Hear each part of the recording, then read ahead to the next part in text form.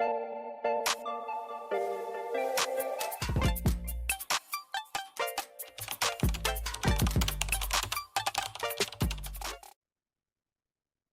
Mark. My name is Ralph Jones, and I serve as the CEO of BitBrother in New York. BitBrother Limited is on the NASDAQ exchange and is ticker symboled as BTB. Between January the 12th and 18th of 2022, BitBrother became very alarmed at the prospect of the naked short selling of our stock by nefarious means, resulting in a stock valuation loss approaching 80%. To address this calamity, BitBrother has embarked on a most serious effort to investigate and mitigate the loss on behalf of our shareholders. Today, I'm pleased to inform you that one of the steps we've recently taken is to engage Mr. Mark David Hunter of Hunter, Taubman, Fisher & Lee, LLC, with offices located in New York City, Washington, D.C., and Miami, Florida. As manager of the Florida office, Mr. Hunter oversees the firm's securities and regulatory enforcement investigations, securities litigations and arbitrations, and broker-dealer investment compliance. Mark also serves on NASDAQ's listings qualifications panel.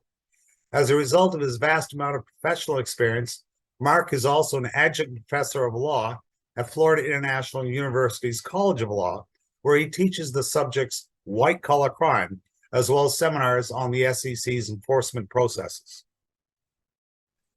Prior to this work in the private sector, Mr. Hunter served as both an attorney in the SEC's enforcement division of the Miami regional office, as well as a criminal prosecutor of economic crimes at Brooklyn District Attorney's Office in New York City. Mark, thank you very much for joining us today. You're very welcome, and thank you for having me. It's a pleasure to be here. Now, for today's video, we've composed several remarks and questions for Mark's input and commentary. So the first question is, can you please give us a general overview of how naked short selling of a company's stock can harm a company? Certainly. I would start by saying, since naked short selling consists of selling shares short without locating those shares to borrow, as opposed to traditional short selling that consists of borrowing shares before you sell them short into the market. Critics of short selling argue that it's often used for market manipulation by forcing a downward and unnatural pressure on a company's stock. It creates this short pressure that may be larger than the tradable shares available in the market. And we know that activity can cause sudden price declines, which undermines investor confidence many times, depresses the market value of a company's shares, and makes it more difficult for that company to raise capital in the future. It puts a hampering effect from many different directions at the same time on a company. Now, another complaint about naked short sales is that the practice dilutes a company's shares for as long as unsettled short sales sit open on the books. Now, market commentators, you can do simple research. There are market commentators who debate the negative effects caused by naked short selling, but we think that the negative effects are fairly clear. And the SEC has put out significant guidance on the issue, including comments from many senior officials over the years regarding harmful impacts of naked short selling. Okay, now, as a result of this, how can investors find themselves in legal trouble for engaging in naked short selling, Mark?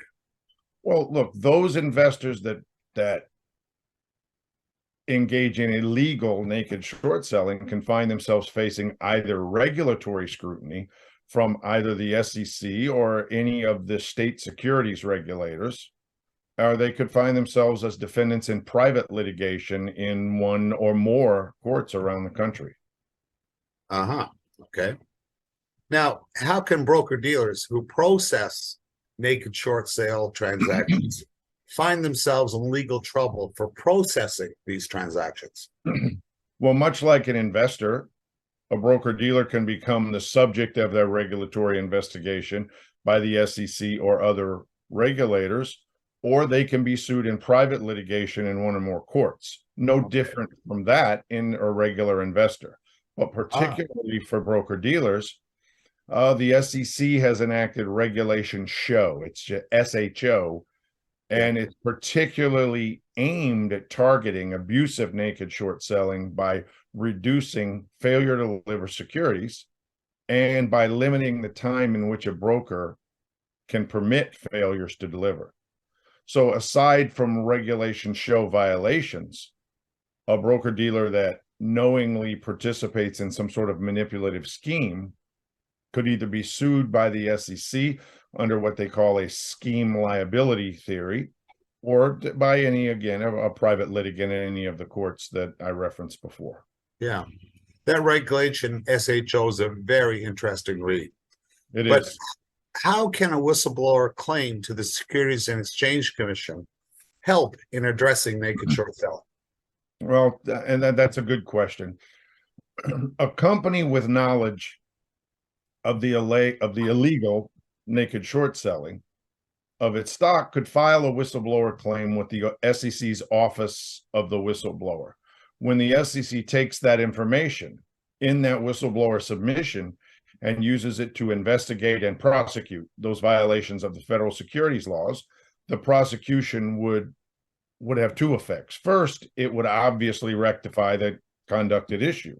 Second, it would have a deterrent effect by letting other folks know who would engage in illegal naked short sales that they may not be able to hide in the shadows to avoid punishment. Okay, I understand. Now, finally, Mark, what other types of legal action can a company take against those engaged in illegal naked short selling of a company's shares? So, as before, a company can file one or more actions against those that are engaging in manipulative short sales in any courts. But more importantly, as those legal actions proceed and the parties engage in discovery, that discovery allows the company to learn more and more about what's going on. As it learns that information, a company can supplement its whistleblower claim to the SEC by providing more information to the commission. Now, due to resource limitations, the SEC obviously doesn't prosecute every whistleblower claim it receives. But we think the way to make a prosecution more likely is by providing the SEC with additional information that is intended to make their investigative process more efficient. So in that, a company can both prosecute its own claims and help bolster the SEC's whistleblower investigation. Oh, okay, I understand. Mark, we really look forward to working together with you and your team. Thank you very much for your input today, and look forward to chatting in the future. Bye for now. Thank you. Bye for Take now. care.